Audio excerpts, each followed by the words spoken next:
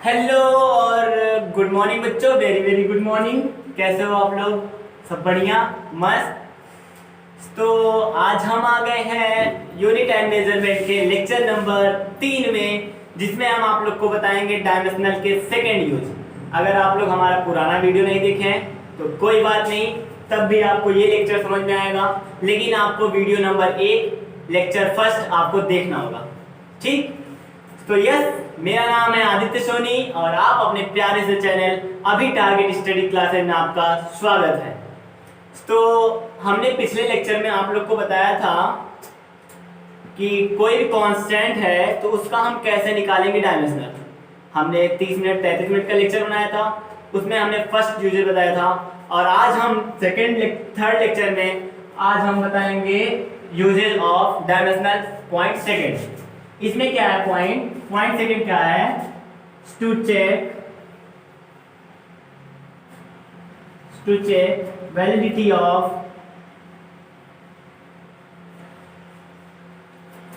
Dimensions.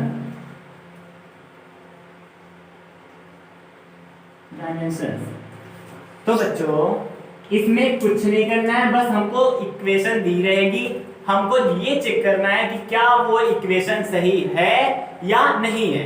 उसके लिए आप कक्षा 8 कक्षा 6 से समझते आ रहे हो कि left hand side equals to right hand side. ये चीज जानते हो? नहीं भी जानते हो तो आज बताते हैं कि मतलब लेफ्ट हैंड साइड का equation equals to right hand side का इक्वेशन। समझे? नहीं समझे? नहीं समझे? फील नहीं आ रहा सर? फील नहीं आ रहा है? एग्जाम्पल के द्वारा फील लाते हैं। रुकिए, एग्जाम्पल देते हैं कोई। जैसे कोई आप ये पढ़े होंगे क्लास 9th में, S बराबर यूटी प्लस हाफ जीटी का स्क्वायर। कौन सा? ये न्यूटन का सेकंड लॉ है, आप लोगों को पता है, क्लास 9 में पढ़े थे। S बराबर UT plus half GT square. इसमें कह रहा है कि चेक करिए कि क्या ये डायमेंशनल द्वारा ये फार्मूला हमको मिला है, क्या ये सही है कि नहीं है। तो इसके लिए हम क्या करेंगे? इसके लिए हमने बोला to check validity of dimensional, मतलब LHS का डायमेंशनल इक्वल्स टू RHS का डायमेंशनल होना चाहिए। तो अब देखो, इसका डायमेंशनल इक्वल्स टू होना चाहिए इसका डायमेंशनल, ठीक? फिर इसका डायमेंशनल इक्वल्स टू होना चाहिए इसका डायमेंशनल। यही चीज है ना कि मतलब लेफ्ट हैंड साइड का डायमेंशनल जो है वो आपका क्या होना चाहिए? राइट हैंड साइड का डायमेंशनल। और हमने आपसे बताया था, स्टार्ट में बोला था, ट्रिग्नोमेट्री रेशियो, कांस्टेंट वैल्यू और 1 2 3 नंबर्स जो होंगे वो सब क्या होंगे? डायमेंशनल लेस होंगे। तो यहाँ पे 1/2 है, ये तो डायमेंशनल लेस होगा। तो क्वेश्चन को सॉल्व करें, तो चलिए सॉल्व करते हैं। उससे पहले, क्वेश्चन सॉल्व करने से पहले रिक्वेस्ट करते हैं कि आप लोग कॉपी और पेन निकाल लिए होंगे।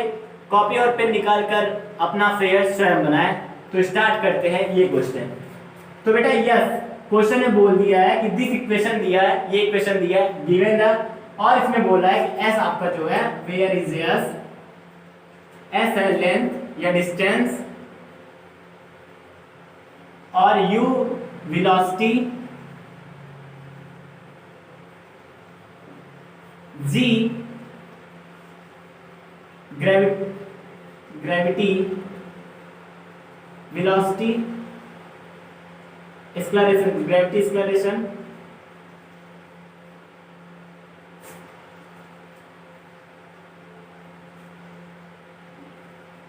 और टी टाइम। बेटा इतनी चीजों ये क्वेश्चन में दिया है कि ये इक्वेशन दिया है, इक्वेशन में बोल दिया यस क्या है? डिस्टेंस है, यू दे दिया वेलोसिटी है, जी दे दिया आपका ग्रेविटी एक्सलरेशन, और टी बोल दिया टाइम। बोला कि आप इस इक्वेशन को चेक करके बताओ किसके द्वारा? डायमेंशनल के द्वारा। क्या पढ़ रहे हैं? डायमेंशनल। तो डायमेंशनल के द्वारा इस इक्वेशन को चेक करके बताओ क्या ये इक्वेशन सही है या नहीं। तो हम क्या करते हैं? पहले लिखेंगे LHS इक्वल्स टू RHS, ठीक? अब LHS की डायमेंशनल निकालते हैं, फिर RHS की। तो S की डायमेंशनल होती है S है डिस्टेंस, और डिस्टेंस की डायमेंशनल होती है L, अरे पता होगा ना आपको कि डायमेंशन की डिस्टेंस की डायमेंशन क्या होती है, लेंथ होती है, लेंथ मतलब एल होती है। हमने लेक्चर नंबर 1 में बताया। हम लेक्चर नंबर 1 का डिस्क्रिप्शन बॉक्स में इसका लिंक दे देंगे, आप उसको देख लीजिएगा। ठीक है, स्टार्ट करते हैं। तो एस का है डिस्टेंस, उसका होता है L equals to r h s, मतलब इसका डायमेंशनल, इसका डायमेंशनल। अब बताओ यू का क्या होता है, यू क्या है, वेलोसिटी, वेलोसिटी का dimensional l T minus one. अरे यही होता है ना, velocity equals to displacement upon time. Displacement का होता है एल, टी का होता है टी, ऊपर जाएगा तो हो जाएगा एल टी माइनस वन। सही है, ठीक। तो यहाँ पे हो जाएगा एल टी माइनस वन, फिर टी है, टी का होता है टी। अब टी, अब यहाँ पे कुछ नहीं है तो यहाँ पे एक मान सकते हैं, एक मान सकते हैं। यहाँ पे एक है, यहाँ पे माइनस एक है, तो ये टी खत्म हो जाएगा, कट जाएगा, मतलब खत्म हो जाएगा। तो यहाँ पे सिर्फ बचेगा एल, यहाँ पे बचा एल। तो l equal to l, right hand left hand side बराबर राइट हैंड साइड। इसके द्वारा इसका इक्वलिटी हमने निकाल लिया। अब इसके द्वारा इसकी इक्वलिटी निकालेंगे। ठीक, हमने आपको पिछले लेक्चर में बताया था कि ये दोनों एक ही टर्म है, ये भाई ये बहन दोनों एक ही टर्म है, इनको अलग मत करना। ठीक है, इनको अलग मत करना। तो आगे चलते हैं, फिर निकालेंगे डायमेंशनल ऑफ, यहाँ पे लिख दीजिएगा dimensional of S equals to dimensional of UT. Dimensional निकालेगा, फिर हम निकालते हैं dimensional of S equals to dimensional of GT का स्क्वायर। अभी देखो 1/2 क्यों नहीं लिए, क्योंकि हमने बताया नंबर्स रेशियो, ट्रिग्नोमेट्रिक रेशियो क्या होते हैं, डायमेंशनल रेट्स होते हैं, इनकी कोई यूनिट नहीं होती है। जब यूनिट नहीं होगा तो डायमेंशनल होगा नहीं। ठीक है, अब देखो डायमेंशनल ऑफ एस का होता है L equals to dimensional of GT. G है आपका एक्सेलरेशन, और एक्सेलरेशन इक्वल्स टू होता है velocity upon time. Formula velocity upon time, velocity का होता है एल टी माइनस वन और टी का होता है टी। टी ऊपर जाएगा तो हो जाएगा L T minus to, L T minus to. अब बताओ यहाँ पे टी स्क्वायर है, तो एक्सेलरेशन का हो गया एल टी माइनस टू। अब टी का क्या होता है टी, अब यहाँ पे स्क्वायर है, यहाँ पे क्या है स्क्वायर है, तो इसका हो जाएगा टी का स्क्वायर। अब बताओ यहाँ पे 2t, यहाँ पे 2 माइनस टी, घट गया तो कट गया। अब बताओ डेल, यहाँ पे l इक्वल्स टू, यहाँ पे भी l, right hand left hand side equals to right hand side. आया ना इक्वल, मतलब इक्वेशन दिया था, इक्वेशन कुछ नहीं कहेगा, इसमें कुछ नहीं करना है, कुछ नहीं सोचना है, कुछ नहीं बोलना है, सिर्फ इतना कहना है। एक इक्वेशन दिया है, इक्वेशन दे दिया s बराबर ut plus half g d square, और बोलेगा where s equal to distance, u equal to velocity, g equal to gravity, acceleration, t equal to time. बोल देगा भैया ये इक्वेशन सही है कि नहीं, बस हमको वो बता दो। तो किसके द्वारा, डायमेंशनल के द्वारा हमको बता दो कि ये इक्वेशन सही है कि नहीं। कैसे निकालेंगे, हम जानते आ रहे हैं, पढ़ते आ रहे हैं कक्षा 8 से, राइट हैंड साइड बराबर लेफ्ट हैंड साइड। तो रूल अप्लाई कर रहे हैं, right hand left hand side बराबर राइट हैंड साइड। इधर का डायमेंशनल इक्वल्स टू इसका डायमेंशनल, पुनः इसका डायमेंशनल इक्वल्स टू इसका डायमेंशनल। ठीक, हमने निकाला डायमेंशनल ऑफ एस, एस का होता है डायमेंशनल एल, एल क्या है डिस्टेंस, डिस्टेंस मतलब दूरी, एक लेंथ ही तो होती है डिस्टेंस, तो उसकी होती है एल। फिर डायमेंशनल ऑफ यू टी, अब बताओ u है वेलोसिटी, वेलोसिटी का होता है एल टी माइनस वन, होता है t का होता है t। ठीक, तो एल टी माइनस वन, और फिर ये इसका होता है एल टी माइनस वन, और इसका होता है t। अब एक t माइनस टी कट जाएगा तो सिर्फ बचेगा क्या, l बचेगा, और इधर भी है l। ठीक है, तो l इक्वल टू l, मतलब राइट लेफ्ट हैंड साइड बराबर राइट हैंड साइड। दूसरे पद में, दूसरे टर्म में चलते हैं, इसकी डायमेंशनल इक्वल्स टू इसकी डायमेंशनल। ठीक, dimensional of s equal to dimensional of gt square. अब हमको पता है डायमेंशनल ऑफ s होता है l, dimensional of gt square होता है l t माइनस टू, किसका होता है g का, और t स्क्वायर होता है t का। अब इसको घटाएंगे, कट जाएगा, तो l इक्वल्स टू l। तो dimensional of right hand side बराबर dimensional of left hand side plus two. Example second क्या लेते हैं, v equals to u plus 80। ये पढ़ा है आपने? अरे पढ़ा है ना, क्लास 9 में न्यूटन का फर्स्ट लॉ है। क्या है? v equals to u plus a t. और जहां पे v है आपका, v है वेलोसिटी। क्या है? वेलोसिटी। u क्या है? u भी बेटा वेलोसिटी ही है। इसको स्टार्ट की वेलोसिटी बोलते हैं, इसको एंड की वेलोसिटी, मतलब प्रारंभिक वेग, और इसको बोलते हैं अंतिम वेग। ठीक, दोनों ही टर्म वेलोसिटी है। अब ए दे दिया, ए क्या बोल दिया? एक्सेलरेशन है, एक्सेलरेशन है। और टी दे दिया टाइम। और फिर बोल दिया कि आइए भैया और इस इक्वेशन को बताइए कि क्या ये डायमेंशनल के द्वारा सही है कि नहीं है। तो क्या करेंगे? हमने बताया राइट हैंड साइड बराबर left hand side, rule apply करते हैं। LHS इक्वल्स टू RHS, मतलब इसकी डायमेंशनल इक्वल्स टू इसकी डायमेंशनल, फिर इसकी डायमेंशनल पुनः इसकी डायमेंशनल इक्वल होनी चाहिए। अगर इक्वल होती है तो डायमेंशनल, ये जो फार्मूला है वो सही है। अगर इक्वल नहीं होती है तो फार्मूला गलत है। शुरू करते हैं। तो v की डायमेंशनल होती है LT माइनस 2। एक्सेलरेशन का यही होता है, याद कर लो, याद कर लो, याद कर लो। LT माइनस 2 एक्सेलरेशन का नहीं, LT माइनस 1, सॉरी वेलोसिटी, यहाँ पे वेलोसिटी का होता है LT minus 1, LT minus 1। u क्या है? वो भी वेलोसिटी है, तो इसका भी होगा LT माइनस 1। समझ में आ रहा है ना? नहीं समझ में आया तो कमेंट करिए और हमें बताइए, हम आपको समस्या को दूर करेंगे। इसकी डायमेंशनल, अब बताओ इसकी डायमेंशनल इक्वल टू इसकी डायमेंशनल इक्वल I, मतलब RLHS equal to RHS equal हो गया, मतलब ये ठीक है। अब इसकी डायमेंशनल इक्वल टू इसकी डायमेंशनल निकालेंगे। इसकी डायमेंशनल होती है LT माइनस 1 इक्वल टू इसकी डायमेंशनल होती है ए क्या है? एक्सेलरेशन। एक्सेलरेशन की डायमेंशनल बेटा याद कर लो, हर जगह पूछता है LT minus 2, LT minus 2, LT minus 2, और t का होता है t। अब यहाँ पे कुछ नहीं है तो एक लिख सकते हैं, लिख सकते हैं। एक t और दो t, मतलब एक प्लस t है और दो माइनस t है, घटाएंगे, सब्ट्रैक्ट करेंगे, आ जाएगा LT माइनस 1 और LT माइनस 1। क्या ये दोनों पद, दोनों टर्म जो हैं इक्वल आए? हाँ सर इक्वल आ गए। इसका मतलब क्या है? ये फार्मूला सही है। तो लिख देंगे लास्ट में LHS इक्वल टू RHS और लिख देंगे this formula is true. Clear? Next example लेते हैं, नेक्स्ट एग्जांपल लेते हैं। चंदा बोले चम चम चकोरी बोले चू,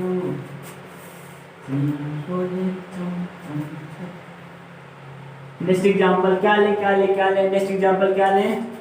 नेक्स्ट एग्जांपल बुक से लेते हैं। तो आपके बुक का एग्जांपल नंबर, थोड़ा सा पास कर दीजिए। तो बच्चों एग्जांपल नंबर 13 आपकी किताब का लेते हैं। क्वेश्चन नंबर 13 कह रहा है कि v equals to under root 2 capital G M upon R। ये इक्वेशन दिया है और क्या बोला है, और भी क्वेश्चन में कुछ कहा है, बोला है G जो है आपका ग्रेविटेशनल कांस्टेंट है, ग्रेविटेशनल कांस्टेंट, M मास, V वेलोसिटी, R रेडियस। तो बोला क्वेश्चन क्या बोल रहा है, क्वेश्चन ये बोल रहा है, क्वेश्चन क्या बोल रहा है कि एक इक्वेशन दिया है v equals to under root 2gm upon r। ठीक, बोल रहा है कि g है आपका ग्रेविटेशनल कांस्टेंट, m है मास, v है वेलोसिटी, r है रेडियस। बोल रहा है कि ये इक्वेशन सही है कि नहीं है। किसके द्वारा आपको चेक करना है? डायमेंशनल के द्वारा। आप डायमेंशनल एनालिसिस पढ़ रहे हो तो आप डायमेंशनल के द्वारा देखोगे। ठीक, चेक करते हैं। अच्छा आप बताओ gravitational constant G T dimensional क्या होती है? किसी को पता है? नहीं पता पता होगा तो किताब उताब कभी खोलिए तो भी उसमें लिखा रहता है। तो जी की क्या होती है? फार्मूला आपका होता है F equals to g m1 m2 upon r का स्क्वायर।